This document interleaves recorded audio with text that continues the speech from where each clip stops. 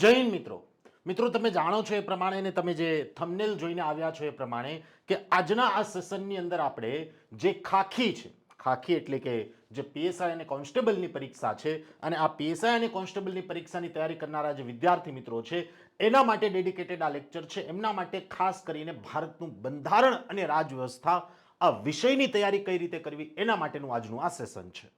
હવે મિત્રો તમે જાણો છો એ પ્રમાણે કે પીએસઆઈ અને કોન્સ્ટેબલનો જે નવો સિલેબસ જાહેર થયો એ નવા સિલેબસની અંદર ઘણા બધા નવા મુદ્દાઓ, નવા ટોપિક જે છે આપણને એક્ઝામની અંદર આપવામાં આવ્યા છે. યસ, સૌથી પહેલા જો કોન્સ્ટેબલ એક્ઝામિનેશન્સની વાત કરવામાં આવે મિત્રો, તો કોન્સ્ટેબલ એક્ઝામિનેશન્સની અંદર જે 200 માર્ક્સ એટલે કે જે 200 માર્ક્સનું પેપર છે, 200 માંથી 30 માર્ક્સ જે છે એ આપણને ભારતના બંધારણના આપેલા છે. અને મિત્રો ભારતનું બંધારણ અને રાજવ્યવસ્થા એક એવો વિષય છે કે જે રોકડિયા માર્ક્સ વાળો વિષય છે. કારણ કે એક વખત તમને બંધારણ તમારા મગજમાં ફિટ થઈ ગયું એટલે તમને લાઈફ ટાઈમને માટે યાદ પણ રહેશે અને લાઈફ ટાઈમને માટે એ તમને દરેક જગ્યાએ ઉપયોગી પણ થશે. કારણ કે બંધારણ એક લોજિકલ સબ્જેક્ટ છે. બંધારણમાં આપણે જે કંઈ પણ ભણીએ છીએ, બંધારણમાં આપણને જે કંઈ પણ આપ્યું છે એ દરેકે દરેક વસ્તુની પાછળ કંઈક લોજિક છે, કંઈક સિદ્ધાંતો છે. લોજિક વગર કંઈ પણ વસ્તુ બંધારણમાં નથી. ઘણા બધા વિદ્યાર્થીઓની એવી કમ્પ્લેન પણ હોય છે કે સાહેબ બંધારણમાં અમે જે વાંચીએ યાદ નથી રહેતું. શું કામ યાદ નથી રહેતું? કારણ કે આપણે એને ગોખવાનો પ્રયત્ન કર્યો છે. જો બંધારણમાં આપેલી દરેકે દરેક બાબત, બંધારણમાં આપેલો દરેકે દરેક ટોપિક જો એને તમે લોજિકલી સમજ્યો હશે તો એ લાઈફ ટાઈમને માટે યાદ રહેશે, ક્યારેય ગોખવોય નહીં પડે અને એને ક્યારેય તમે યાદ રાખવાની પ્રયત્ન પણ નહીં કરવો પડે. એ લાઈફ ટાઈમને માટે તમને યાદ રહી જશે કારણ કે તમારે એને લોજિકલી ભણવો પડશે. તો મિત્રો આજના આ સેશનની અંદર આપણે પીએસઆઈ અને કોન્સ્ટેબલ માટે ખાખી જે છે, ટૂંકમાં એ ખાખીનું બંધારણ કઈ રીતે તૈયાર કરવું, કયા કયા સોર્સિસમાંથી આપણે એની પ્રિપેરેશન કરી શકીએ, કયા ટોપિક પર વધારે ધ્યાન આપવું, એના વિશેની વાત કરીશું. કોન્સ્ટેબલમાં કહ્યું એમ 300 માર્ક્સનું છે. પીએસઆઈની અંદર વાત કરવામાં આવે મિત્રો તો જે 200 માર્ક્સનું પેપર 1 છે એ 200 માંથી 25 માર્ક્સનું આપણને બંધારણ આપ્યું છે. ટૂંકમાં પીએસઆઈ અને કોન્સ્ટેબલ આ બંને એક્ઝામિનેશનની અંદર બંધારણનું ઘણું બધું મહત્વ છે. એટલે આ રોકડિયા માર્ક્સ જવા દેવાય નહીં. બરાબર છે? ઓકે, ચલો મિત્રો, સૌથી પહેલા તો આપણે આપણી રણનીતિ પર આગળ વધીએ એ પહેલા એ સમજીએ કે સાહેબ પીએસઆઈ અને કોન્સ્ટેબલ જેવી એક્ઝામિનેશન્સમાં અમને આ બંધારણ વિષય શા માટે આપવામાં આવ્યો. જો મિત્રો, બંધારણ એટલે શું? બંધારણ એટલે કે કોઈ પણ તંત્રની જે વ્યવસ્થા છે એ વ્યવસ્થાને વ્યવસ્થિત રીતે ચલાવવા માટેના નીતિ નિયમો.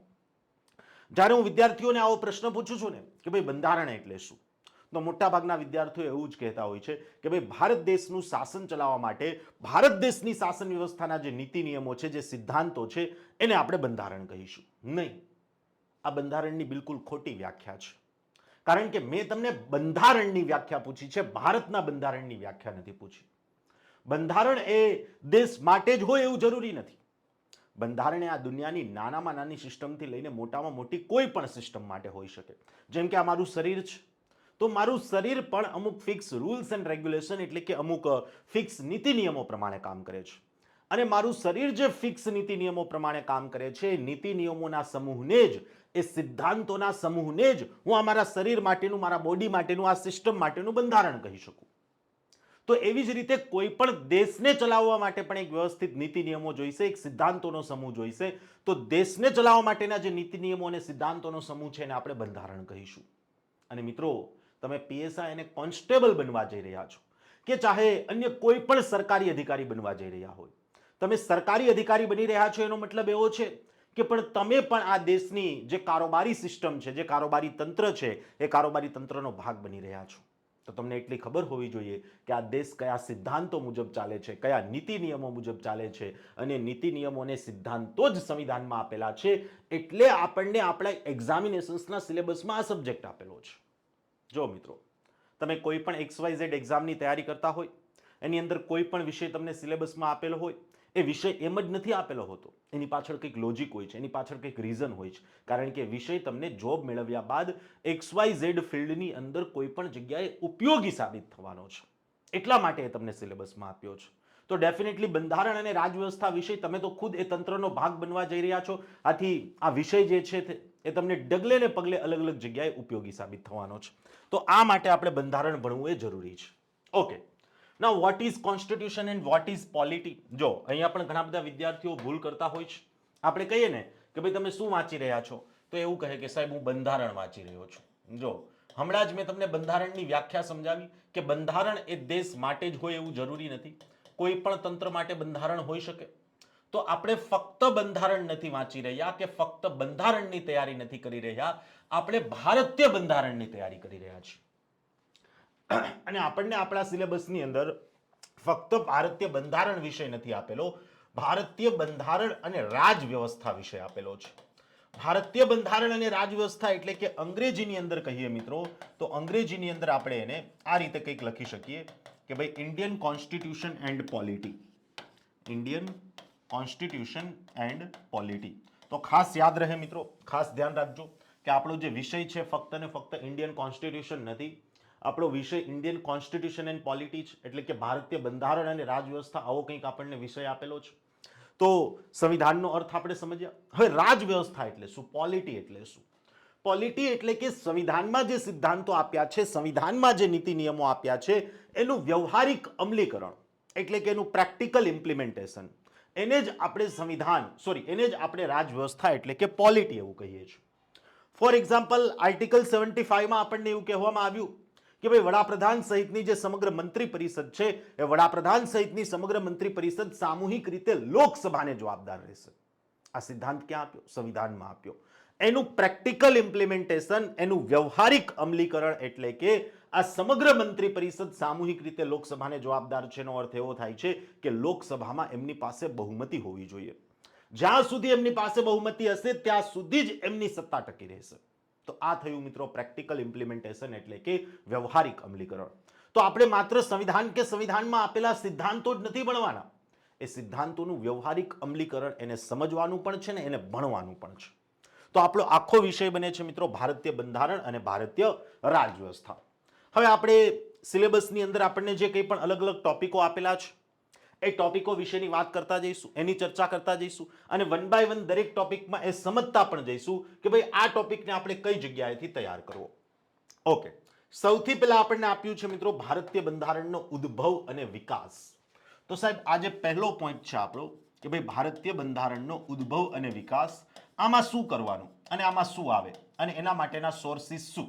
જો બંધારણનો ઉદ્ભવ અને વિકાસ, તો મિત્રો તમે જાણો છો એ પ્રમાણે કે સૌ પ્રથમ વખત 1895 ની અંદર એટલે કે 1895 ની અંદર લોકમાન્ય તિલકે જે પોતાનું સ્વરાજ વિધેયક બનાવ્યું હતું કે જેને આપણે તિલક વિધેયકના નામથી પણ ઓળખીએ છીએ. આ તિલક વિધેયકની અંદર એણે સૌ પ્રથમ વખત ભારતીય બંધારણ આ શબ્દનો ઉલ્લેખ કર્યો હતો. તો ત્યાંથી શરૂ કરી અને અંગ્રેજ શાસનકાળ દરમિયાન જે કોંગ્રેસે અલગ અલગ બંધારણ માટેની ડિમાન્ડ કરી અને આગળ જતા જે અલગ અલગ આંદોલનો કર્યા, ત્યારથી લઈને 26 જાન્યુઆરી 1950 કે જે દિવસે આપણે ભારતનું સંવિધાન લાગુ કર્યું છે ત્યાં સુધીની આખી હિસ્ટ્રી, આખો ઇતિહાસ તમારે ભણવાનો છે અને એમાંથી પણ પ્રશ્નો પૂછાશે અને પૂછાયેલા પણ છે. તો આ થઈ ગયું મિત્રો આપણું ભારતના બંધારણનો ઉદ્ભવ અને વિકાસ. ત્યારબાદ આવે છે મિત્રો એમની કેરેક્ટરિસ્ટિક્સ. કેરેક્ટરિસ્ટિક્સ એટલે કે એને આપણે અહીંયા ગુજરાતીની અંદર લાક્ષણિકતાઓ એવું કહીએ છીએ. લાક્ષણિકતાઓ એટલે કે ભારતનું બંધારણ કેવું છે, તો કે ભાઈ સમગ્ર વિશ્વનું સૌથી મોટું અને લેખિત બંધારણ છે. એ લચીલું પણ છે અને કઠોર પણ છે. એટલે કે અમુક જગ્યાએ એમાં સુધારા થઈ પણ શકે છે ને અમુક જગ્યાએ સુધારા થતા પણ નથી. ભારતનું સંવિધાન જે છે એ લચીલું પણ છે અને કઠોર પણ છે. તો આ થઈ ગઈ એમની કેરેક્ટરિસ્ટિક્સ એટલે કે આ થઈ ગઈ એમની લાક્ષણિકતાઓ.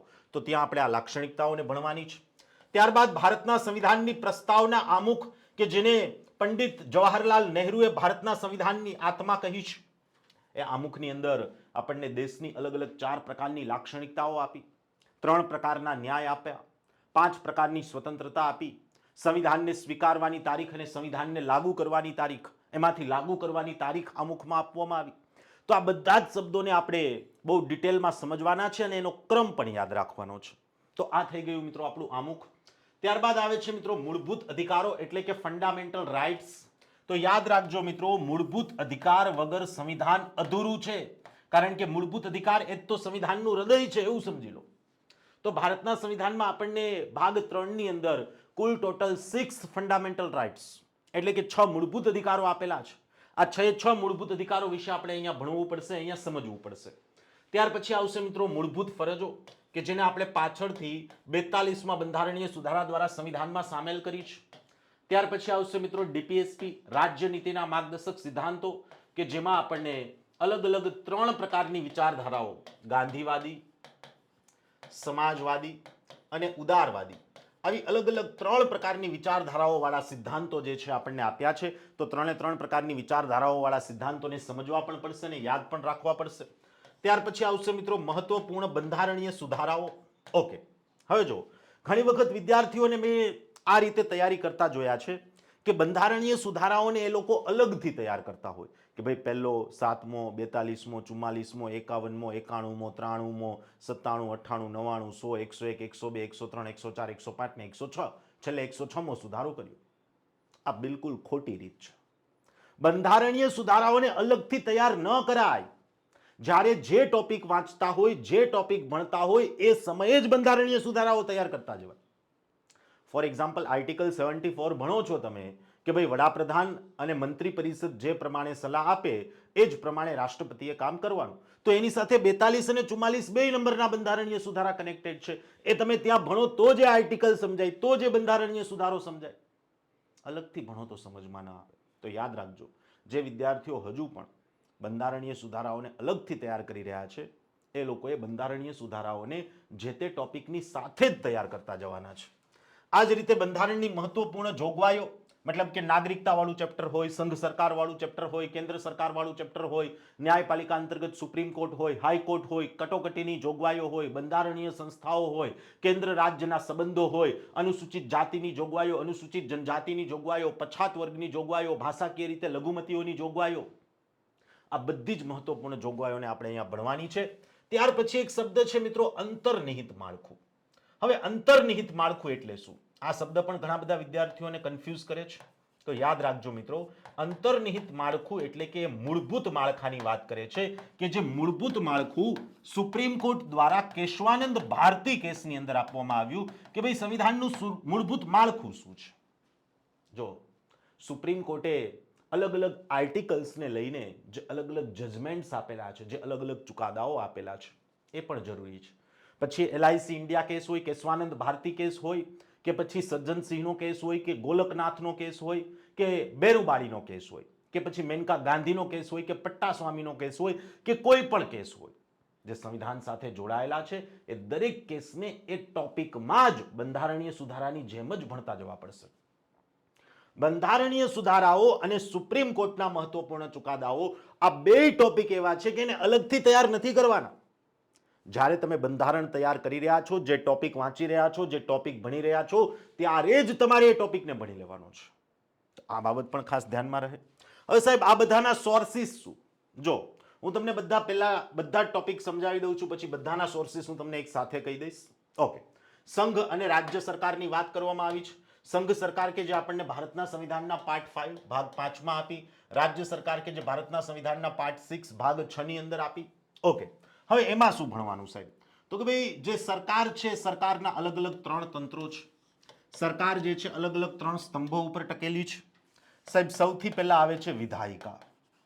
વિધાયિકા તો અહીંયા આપણે સંસદને ભણવી પડશે, સંસદના બંને સદનોને ભણવા પડશે, સંસદ સદસ્યની યોગ્યતાઓને ભણવી પડશે, સંસદના સત્રો વિશેની માહિતી મેળવવી પડશે, સંસદના બંને સદનોના પીઠાસીન અધિકારીઓ વિશે ભણવું પડશે, સંસદ સદસ્યોની શપથો, એમની યોગ્યતાઓ, એમની અયોગ્યતાઓ, એમની ગેરલાયકાતો, સદનમાંથી ખરડો પસાર કરવાની પ્રક્રિયા, ખરડાના પ્રકારો, બજેટ, આ બધી જ જોગવાઈ અહીંયા ભણવી પડશે.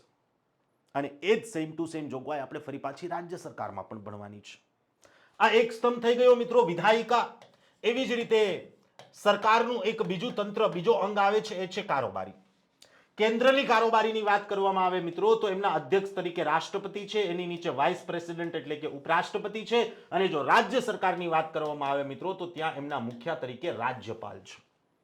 અને આ રાષ્ટ્રપતિ કે રાજ્યપાલની નીચે જો કેન્દ્ર સરકાર હોય તો વડાપ્રધાન અને તેની મંત્રી પરિષદ કામ કરે છે, રાજ્ય સરકાર હોય તો રાજ્યપાલની નીચે મુખ્યમંત્રી અને તેની મંત્રી પરિષદ કામ કરે છે. એ બધાની સત્તાઓ, એમના અધિકારો, એમના કાર્યો, એમની ચૂંટાવાની રીતો, એમની જવાબદારીઓ, એમના વિશેષાધિકારો, આ બધી જ બાબતો વિશે અહીંયા ભણવું પડશે. તો એ જ મુદ્દાઓ આપ્યા છે અહીંયા આપણને. જો સંઘ અને રાજ્ય સરકારના કાર્યો અને એની જવાબદારીઓ, સંસદ અને રાજ્યનું વિધાનમંડળ એનું માળખું કેવું હોય, એ શું કાર્ય કરે, એમને કઈ કઈ સત્તાઓ પ્રાપ્ત થયેલી છે, એ સંસદ સદસ્યો અને ધારાસભ્યોના વિશેષાધિકારો શું છે, સમવાય તંત્ર. સમવાય તંત્ર એટલે કે એને આપણે સંઘાત્મક શાસન વ્યવસ્થા એવું પણ કહીએ છીએ. આ સંઘાત્મક શાસન વ્યવસ્થા એટલે કે કેન્દ્ર અને રાજ્યના સંબંધોને ભણવાના છે આપણે અહીંયા. એ બાબતોના પડકારો, કેન્દ્ર રાજ્યના સંબંધો ઉપર આપણે જે સમય સમયે અલગ અલગ આયોગો બેસાડ્યા, પૂંછી આયોગ હોય કે પછી અન્ય કોઈ પણ આયોગો હોય, આવા ઘણા બધા 4 થી 5 મહત્વપૂર્ણ આયોગો છે. એ આયોગો વિશે પણ ભણવું પડશે અહીંયા આપણે.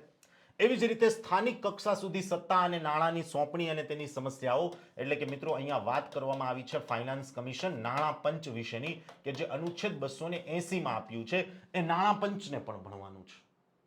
તો આ થઈ ગયો મિત્રો આપણો મુદ્દા નંબર 2. એવી જ રીતે આવશે બંધારણીય સંસ્થાઓ, એમની સત્તાઓ, એમના કાર્યો, એમની જવાબદારી, અને એક નવી બાબત અહીંયા હું એડ કરું છું કે ભાઈ એમનું માળખું, એમનું સ્ટ્રક્ચર. યાદ રાખજો મિત્રો, બંધારણીય અને જે બિન બંધારણીય સંસ્થાઓ વાળો ટોપિક છે.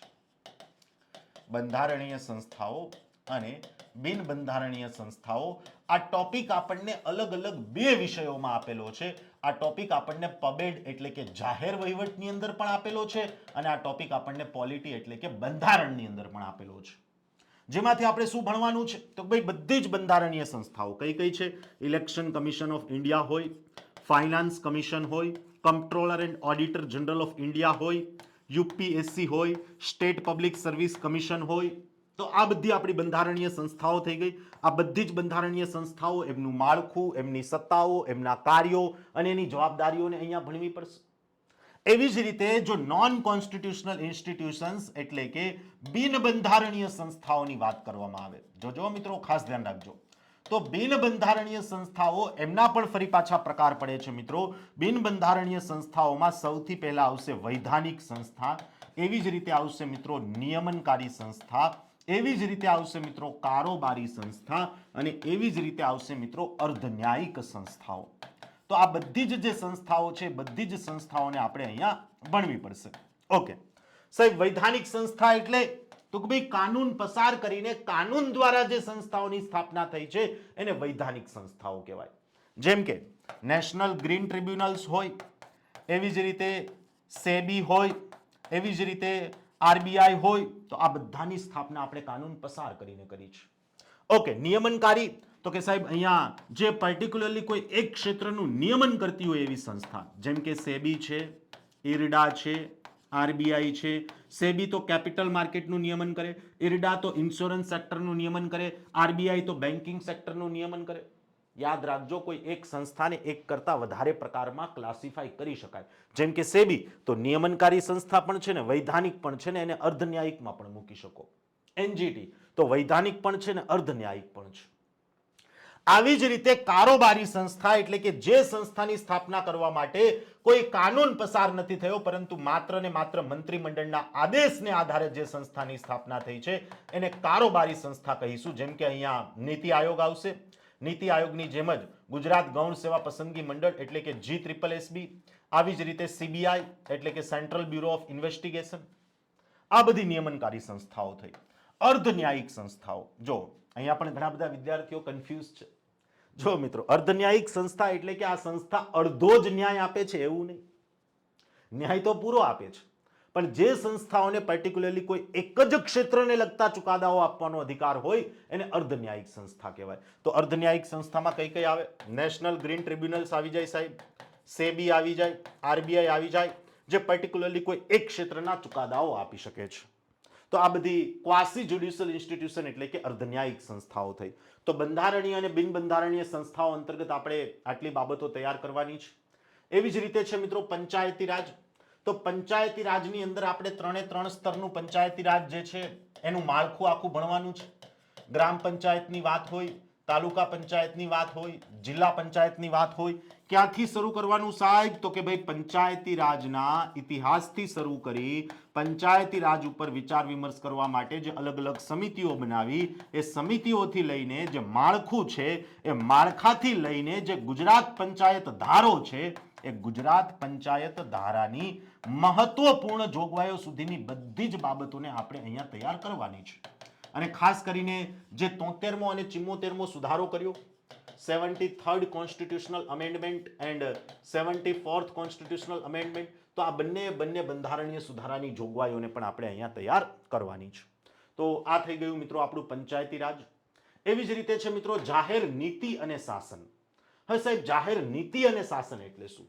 એટલે કે સરકાર સમય સમયે જે અલગ અલગ પોલિસી તૈયાર કરે છે, સરકાર સમય સમયે જે અલગ અલગ બિલ એટલે કે ખરડાઓ પસાર કરે છે, સરકાર અલગ અલગ સમયે જે અલગ અલગ મહત્વપૂર્ણ જજમેન્ટ્સ લે છે એટલે કે જે નિર્ણયો લે છે, તે નિર્ણયોનો પણ અહીંયા સમાવેશ થઈ જશે અને જે કંઈ પણ મહત્વપૂર્ણ યોજનાઓ છે, સ્કીમ્સ છે, તો એ સ્કીમ્સ પણ આવી જશે. ટૂંકમાં જાહેર નીતિ અને શાસન જે છે ટોટલી કરંટ અફેર્સ સાથે રિલેટેડ ટોપિક છે, જેમાં પબેડ એટલે કે જાહેર વહીવટનો પણ થોડો ઘણો હિસ્સો આવે છે. અને યાદ રાખજો પીએસઆઈની અંદર તમને બંધારણની સાથે સાથે જાહેર વહીવટ પણ સિલેબસની અંદર આપેલું છે. બરાબર છે? ઓકે. શાસન ઉપર ઉદારીકરણ, ખાનગીકરણ અને વૈશ્વિકીકરણના પ્રભાવ. એટલે આમ જોવા જઈએ મિત્રો તો આ ટોપિક ખરેખર એક રીતે ઇકોનોમિક્સ સાથે પણ રિલેટેડ છે. કારણ કે ઉદારીકરણ, ખાનગીકરણ અને વૈશ્વિકીકરણ આ આપણે જનરલ ઇકોનોમિક્સની અંદર ભણતા હોઈએ એવો ટોપિક છે. પણ આ ત્રણેય પ્રક્રિયાઓ થઈ એના કારણે ભારત દેશની શાસન વ્યવસ્થા ઉપર એનો શું પ્રભાવ પડ્યો, ભારત દેશની શાસન વ્યવસ્થા ઉપર એની શું અસર થઈ, એ બાબતે આપણે આ ત્રણ જે ટોપિક છે ત્રણે ત્રણ ટોપિકમાં ભણવાનું છે. ત્યારબાદ વૈધાનિક સંસ્થા, નિયમનકારી સંસ્થા, અર્ધન્યાયિક સંસ્થા કે જેને આપણે બિન બંધારણીય સંસ્થા કહી, જેના વિશે ઓલરેડી હમણાં જ આપણે વાત કરી ગયા, ચર્ચા કરી ગયા.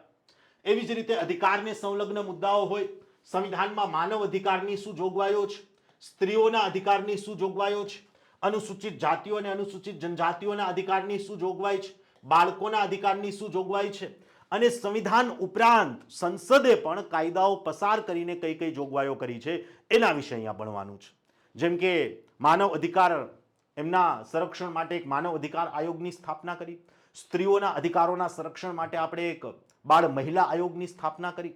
તો આ બધા જે આયોગો છે એનું માળખું છે, એનું સ્ટ્રક્ચર છે, એની મહત્વપૂર્ણ જોગવાઈઓ છે, એની જવાબદારીઓ છે, એના કાર્યો છે, એ બધી બાબતોને અહીંયા ભણવાની થશે.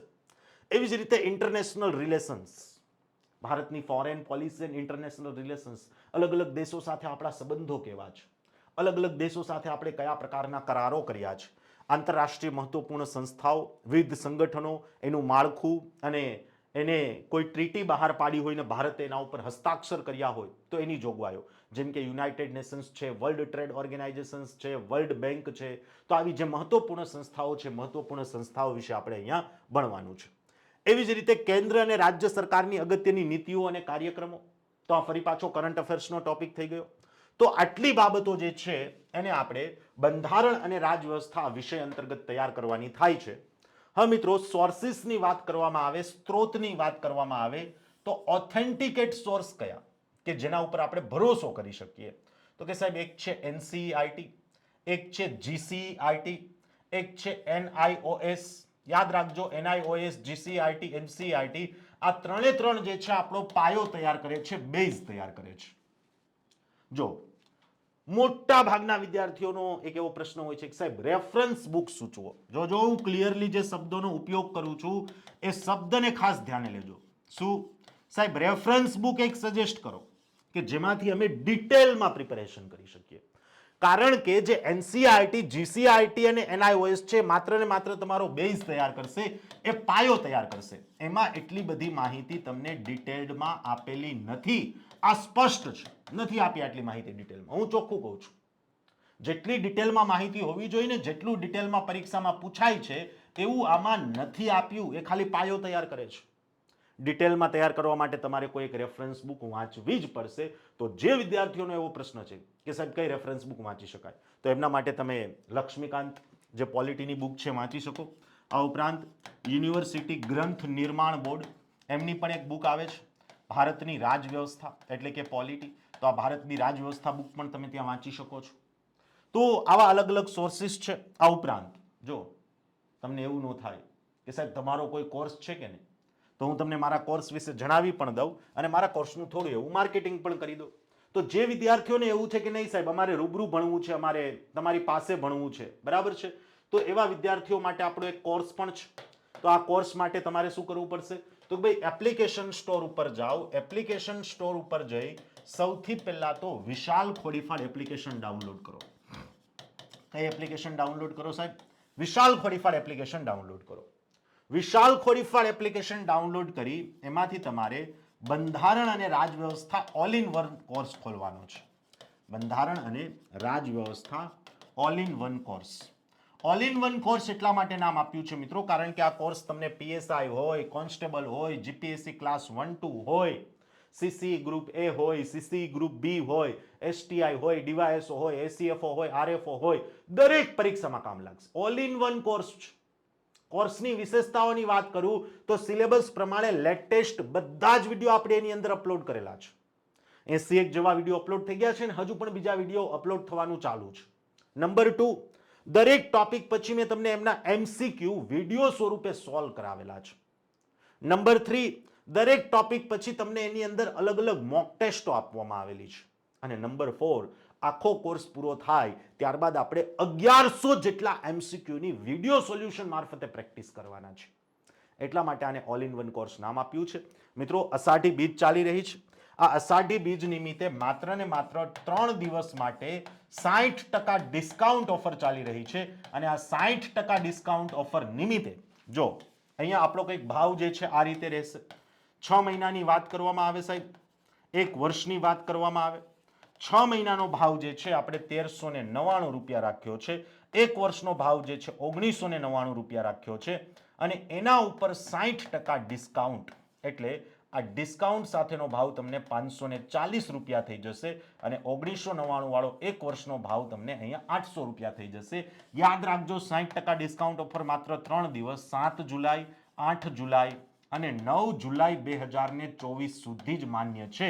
તો જે વિદ્યાર્થી મિત્રો પોલીસ ભરતીની તૈયારી કરી રહ્યા છે, એક વખત અવશ્ય વિશાલ ખોડીફાળ એપ્લિકેશન ડાઉનલોડ કરજો. આની અંદર ઢગલાબંધ ડેમો વિડીયો પણ મૂક્યા છે જે તમે ફ્રીમાં જોઈ શકો છો. તો ડેમો વિડીયો જોયા બાદ જો તમને યોગ્ય લાગે, તમને લાગે કે નહીં મને અહીંયાથી બંધારણ વિશે બધું જ જાણવા મળી જશે, તો ડેફિનેટલી કોર્સ પરચેઝ કરશો. તમે નિરાશ નહીં થાવ, તમને પૂરેપૂરું અહીંયા સેટિસ્ફેક્શન મળી રહેશે. બરાબર છે? તો મિત્રો, આપણે વાત કરી રહ્યા હતા, ચર્ચા કરી રહ્યા હતા કે ભાઈ ખાખીની તૈયારી કરતા વિદ્યાર્થી મિત્રોએ આ બંધારણ અને રાજવ્યવસ્થા જે વિષય છે એ વિષયની તૈયારી કઈ રીતે કરવી એના વિશેની. તો મિત્રો, આ સેશનમાં અહીંયા સુધી જ. Thank you so much.